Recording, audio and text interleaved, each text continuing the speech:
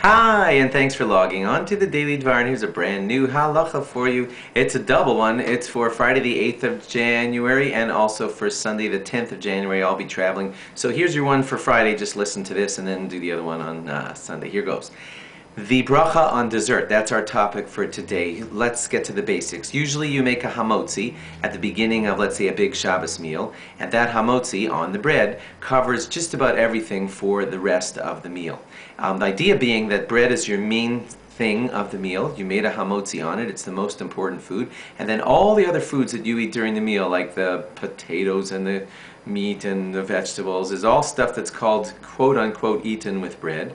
Even if you don't munch them together with the bread throughout the meal, they're called foods eaten with bread, and therefore the bracha on that main food, the bread, covers them, and you're all used to this law. That's why at a meal like a Shabbos meal where we have a big hamotzi at the beginning, we don't make any other brachas on the rest of the meal. But then when it comes time for dessert, dessert is generally something that you're not eating as part of the meal. You're generally full at that point, and you're just having some sweets or something at the end of the meal, and therefore there are a lot of rabbis who say that dessert at a meal like a big Shabbos meal needs its own separate bracha. Now there are many differing opinions on this. I got to tell you, you may want to discuss this with your rabbi. Some rabbis say not to make brachas on dessert, but I'm going to read to you today from the common majority opinions which talk about yes, making a bracha at dessert. They would say it on, I'm going to save cake for your Sunday halacha, that's a little complicated.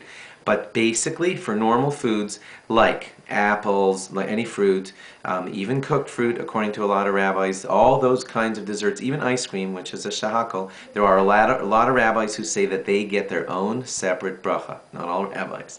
So according to those rabbis, if you're having a fruit cocktail for dessert, you say bori pri ha'etz before your fruit cocktail. If you're saying having ice cream, you make a shahakal before that ice cream dessert.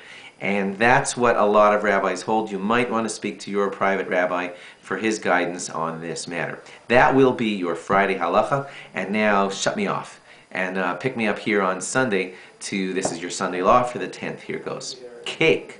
What happens when you eat cake for dessert at a meal that had a hamotzi at the beginning? Now that's interesting.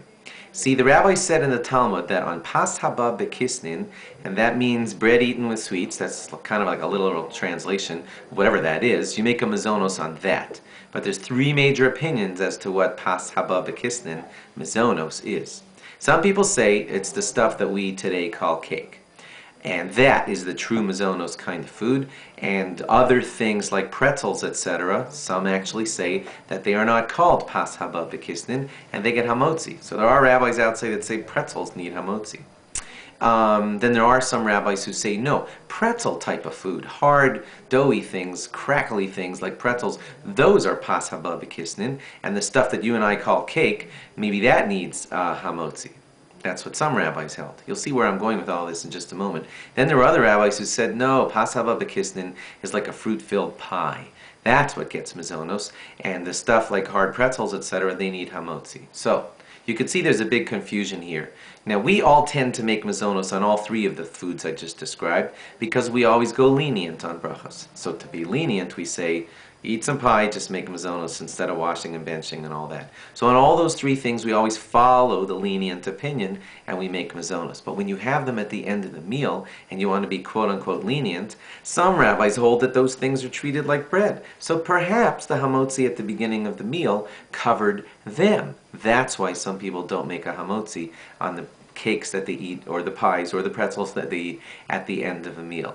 So in essence here, today's halacha is that when you eat cake at the end of a meal, or pie, or pretzels, you probably have to be lenient, according to some rabbis, and not make a bori mini mazonos on that dessert, because they may have been covered by the bread. Simplest solution, so that you don't get involved in any headache at the end of the meal, is to think to yourself when you make the hamotzi, that this hamotzi is for the bread, and it's not going to get into the confusion at the end of the meal and say the stuff at the end of the meal is included in what I'm thinking of now, and therefore the bread at the end of the cake at the end of the meal won't need any. In other words, just consider and plan in advance that the hamotzi at the beginning of the meal is covering your cake dessert, and then your cake dessert won't need a bracha at the end of the meal. Other people, lastly here, some just bench at the end of their Shabbos meal and have their cake after benching, just to avoid all cake bracha confusions. I said a lot here, kind of fast.